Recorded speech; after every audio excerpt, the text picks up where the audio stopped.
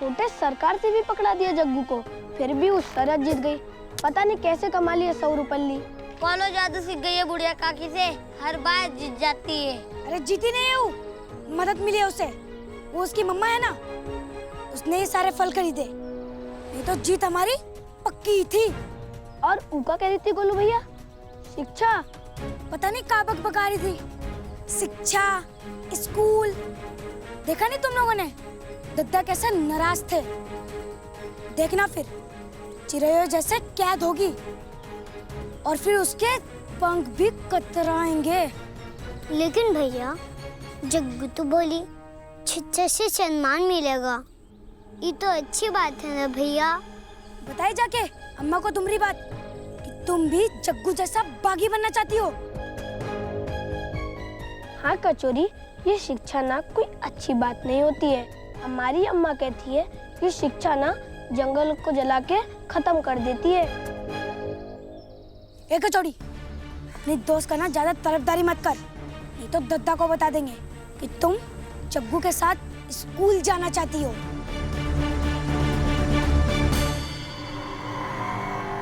हमको ना आपका तरीका तनिको समझ में नहीं आता है।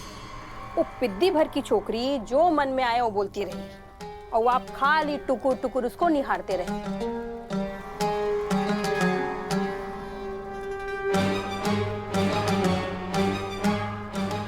तनी खिड़की के बाहर झांको नंदा, झांको ना। अरे जल्दी आओ, आओ।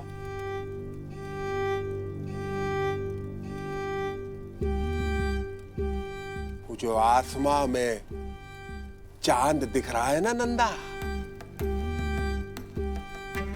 हमारा मन कर रहा है कि हम उस चांद को तोड़ के ले आए, तुम्हारे माथे पे वो चांद की बिंदी लगा दे। ये सब बातें जवानी में अच्छी लगती है बल्लू के बाबा। अभी तो हम ही आपसे पूछ लेंगे कैसे हाथ जाएगा आपका चांद तक। हाँ, नहीं जाएगा ना, नहीं जाएगा। तो ये समझ लो कि शिक्षा वो चांद है,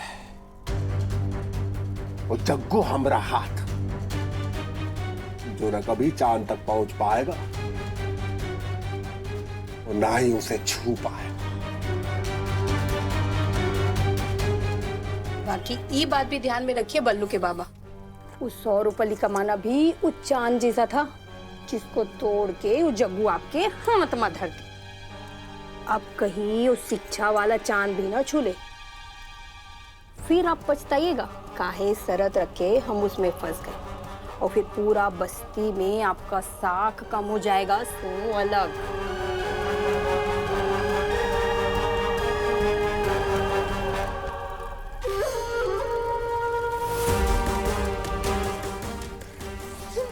हमारी साख से हमें कौनो मजाक पसंद ना है। साख पे बात आई तो बल्लू के बाबा नहीं, हम बस्ती के दद्दा है, दद्दा। और ये बात का तुम पल्लू में गांठ बांध लो, जरूरत पड़ने पर हम तुम्हें याद दिलाएंगे। ले तुझे नाक गए, पहाड़ में दबा ज्वालामुखी है, जब फटेगा तो सबको उसका औकात याद दिला देगा।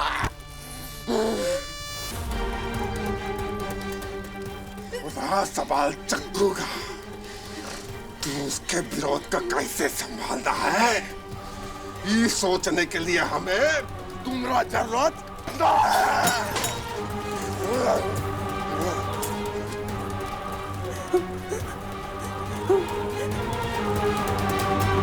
माँ, तुम कहाँ हो माँ? इन बादलों के कारण हम तुमको नहीं देख पा रहे हैं। काश तुम भी कचौड़ी की माँ जैसा हमारे पास होती, तो फिर ये बादल की चादर तुमको नहीं छुपा पाती और हमको रोज रोज रात होने की इंतजार भी नहीं करना पड़ता। माँ, देखो ना बाबा और बिंदी मौसी समझ ही नहीं रहे। तुम जरूर समझोगी ना माँ? जग्गू! जग्गू! कचौड़ी? कर रही है जग्गू? बता ना क्या कर रही है? माँ को ढूंढ रही है कचौरी। तुम्हारी माँ आकाश में रहती है? पिंती मौसी ने कहा था कि माँ एक तारा बन गई है। फिर तो जो भी ये बादल हटेंगे तभी तो तुम्हारी माँ दिखेगी ना। उसी का तो इंतजार कर रहे कचौरी।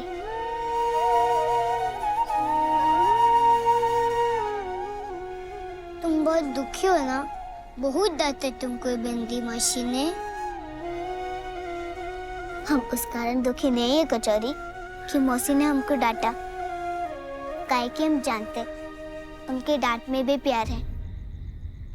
लेकिन कोई समझ का ही नहीं रहा मम्मा की बात।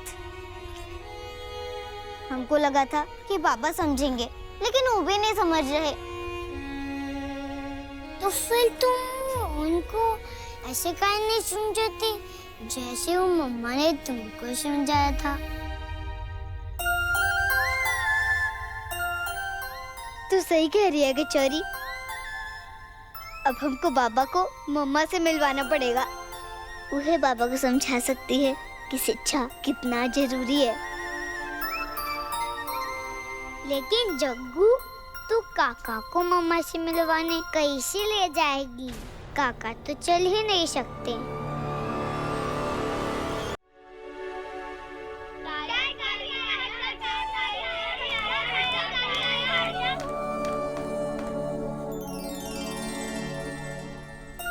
एक जगत सूजी का जोड़ी।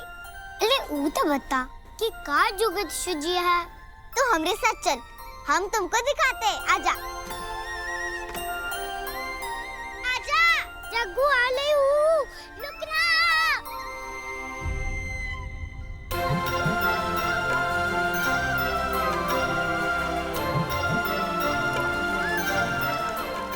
जग्गू, तुमको कबाड़ खाने में काहे ले आई?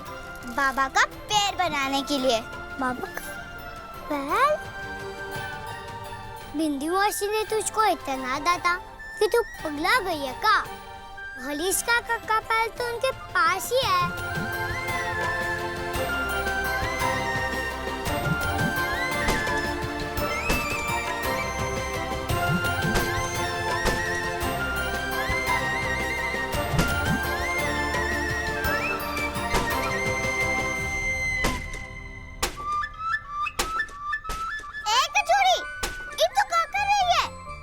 तो तोड़ लाई हो, तो हम भी तोड़ के तुम्हारी मदद कर रहे हैं। ए बुद्धू कचौरी, ये जो हाथ गाड़ी है ना, इसको तोड़ना नहीं है। ये जो चक्का है, इसको ये हाथ गाड़ी से अलग करना है। ओ, तो पहले काहे नहीं बोली बुद्धू? अब देख कचौरी, जैसा हम कर रहे वैसा कर, सीख, ठीक है? सबसे पहले ये डंडा फेंक। अब यहाँ पीछे आ हमरे, और ये जो चक्का है उसे पकड़, जोर से पकड़, छोड़ना मत।